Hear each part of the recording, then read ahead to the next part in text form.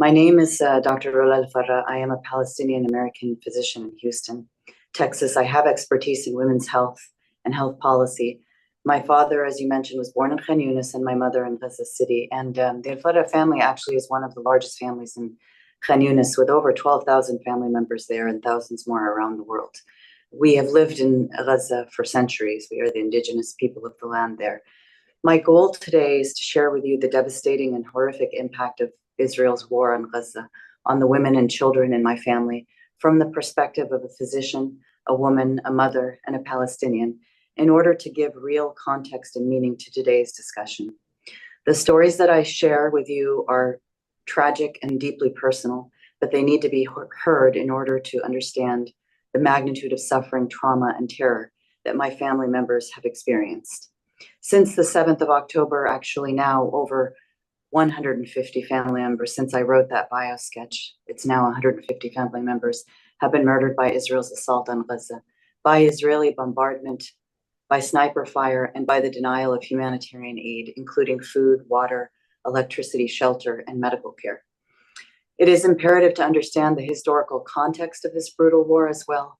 My family has endured a 50-year violent occupation by Israel and a blockade that has forced them to live in an open-air prison in conditions that were already designated as a humanitarian disaster. In other words, the women and the children in my family have already experienced significant trauma and brutality prior to October of 2023. The plight of women and children in Gaza and in my family, in the Farah family, is nothing short of humanitarian catastrophe. Of the 150 family members killed, over 90 were women and children. Many women have been widowed, many children have been orphaned.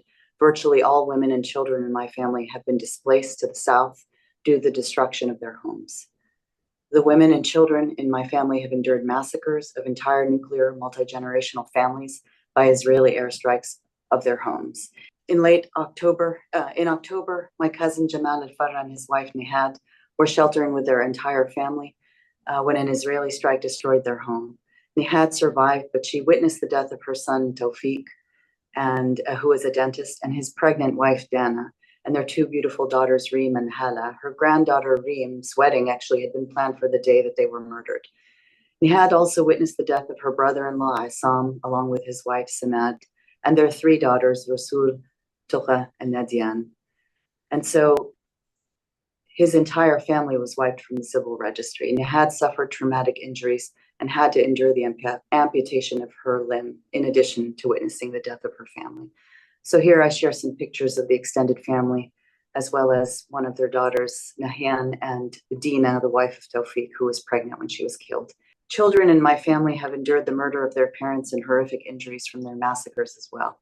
In late October 2023, an Israeli airstrike hit the home of my father's first cousin, Aziz, who's pictured there along with his children, and his brother Hatim and his brother-in-law, along with their wives and children. They were sheltering together in one home and tragically massacred at night while asleep. The three fathers were killed along with 14 other members of the family, including 7 of their children and their 3 wives. This is a picture of 10-year-old Hamza. On the left, you see a picture of him with his 2 younger siblings who were killed in the massacre. Hamza survived the massacre, but he sustained critical injuries, and he was taken to a nearby hospital when he underwent surgery. This is his picture in the hospital that was posted by other family members, and they had written that he had spent the remaining hours of his life in agony. He cried out incessantly for his deceased family and endured horrific pain due to the shortage of pain medications.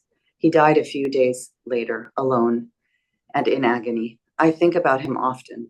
There really is no circumstance in this world that can justify the immeasurable suffering of this innocent child. Here's a picture of 6-year-old Sana Al Faraj, who was murdered in her home along with family members.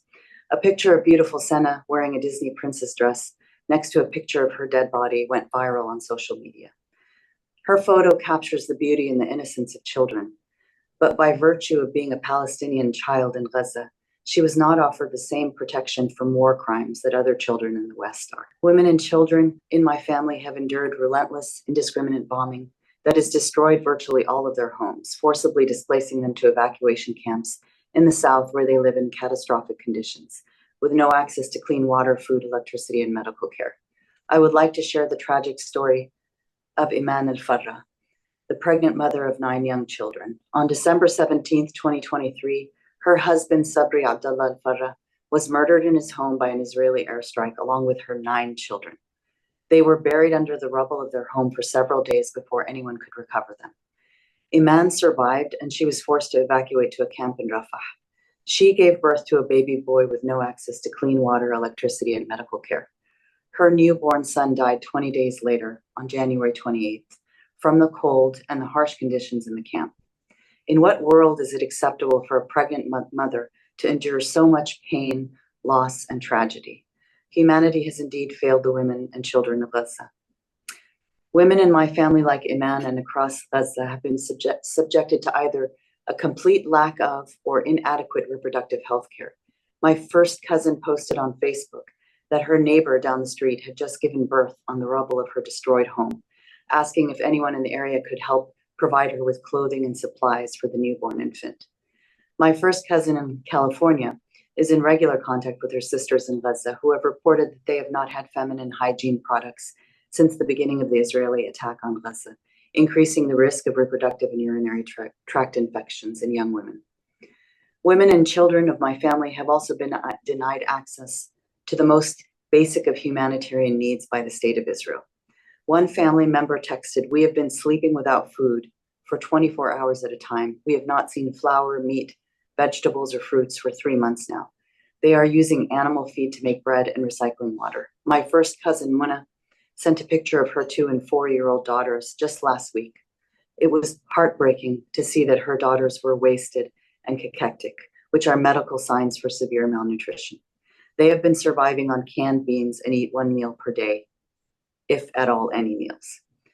Water contamination has caused severe gastrointestinal illnesses, with an entire family recently suffering from hepatitis A infection, women and children included. Many of our family members have died due to an inability to access critical medical care. Here's a picture of 12-year-old Abdulrahim Al Farra. He was walking to the only restroom available in his evacuation camp when he was injured by an Israeli missile. He died en route because there was no functional hospital. He was en route in an ambulance. There was no functional hospital nearby enough to save him in time. This is Dr. Samar Riyad Al Farra. She is a young, healthy woman in her 20s who had just finished her postdoctorate. She completed her postdoctorate. She died in the evacuation camps in Rafah from a respiratory infection when her health deteriorated suddenly and she was unable to obtain medical treatment. My cousin, 30-year-old Salma Al Farra, with chronic kidney disease, who was dialysis dependent, died because she could not access. I wanted to share with you this slide. This is a picture of Salma Al Farra, who died because she couldn't access her dialysis treatments. As a physician, I am particularly appalled by the loss of life from medical conditions that could have been in any other circumstances readily treatable. In the Western world, this would constitute the standard of care, and anything less would be considered unacceptable. So the women and children in my family continue to be subjected to the most severe and unimaginable psychological and emotional trauma. They are literally waiting to die, living in an endless state of terror and despair. The following is a text sent to a cousin of mine in Virginia by his cousin in northern Gaza. He wrote, "Horror, horror, we were bombed in all forms, and even with all of our experience with years of being bombed, this was new. All we could do was just pray continuously until morning, and for all of our attempts to shelter the kids, they were crying and afraid all night." There are also multiple stories from family fleeing at the orders of the Israeli military from the north to south that convey pure terror. One family member texted, quote, "We tried to flee to the southern part of Gaza as the Israeli military was forcing us to do so, but we couldn't even do that. The situation is very difficult with thousands of people attempting to flee, overcrowding roads and intersections. Women, children, and the elderly are carrying the little they could carry and walking up to 20 miles before reaching the southern parts of Gaza. Parents have posted names and pictures of children that they have been separated from, asking for assistance in locating them. And here I show some social media pictures. On the left, list of names in our family of children who have been separated from their parents, asking if anybody could find them and help locate them. And on the right is a picture of a disabled child who has been lost by their parents and asking for help, assistance in locating this child. Women and children have witnessed brutal massacres of their loved ones and horrific injuries all around them. One cousin reported that his brother Wa'an had to witness our own mother with half of her body buried under the rubble and his sister Wafat shredded into pieces. Mothers in our family have watched the murder of all of their children, and children have become orphans after witnessing the murder of their parents. Here are a few posts, a few pictures of babies whose pictures have been posted because they have been killed by massacres and their parents have lost their children. Here's a picture of two children. Parents in our family lost their only two children and posted their pictures. My first cousin, Dr. Rola El Farra, pictured here on the left. She is a dentist and the mother of three young children.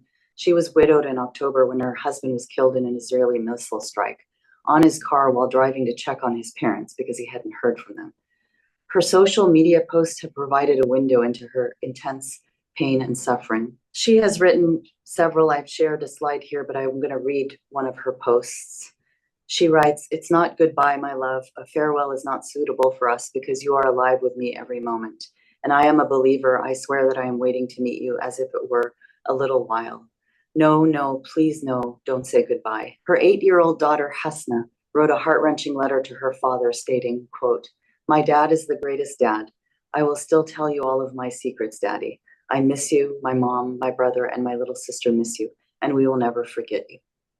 Mothers and fathers in our family are experiencing profound distress as they are unable to help their children who are crying from hunger and thirst, nor are they able to protect their children from the dangers of Israeli aggression.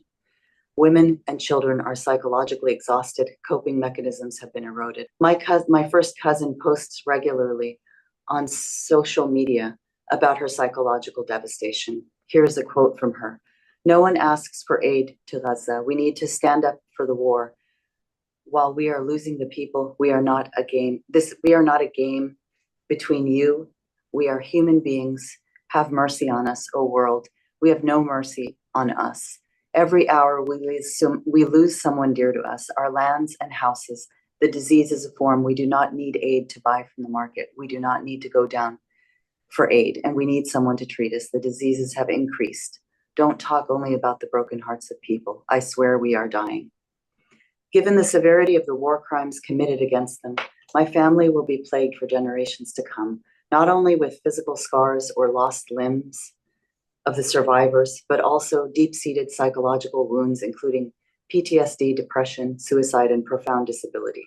The entire fabric of my family's life in Gaza has been brutally dismantled by Israel's demolition of Gaza, including the complete destruction of their educational, healthcare, and legal systems.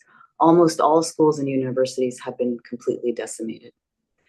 My heart was broken when I heard that my first cousin's 8-year-old niece recently asked her aunt, who lives in California, if she could please send her some crayons from the United States because all of her school supplies were stuck under the rubble of her destroyed home.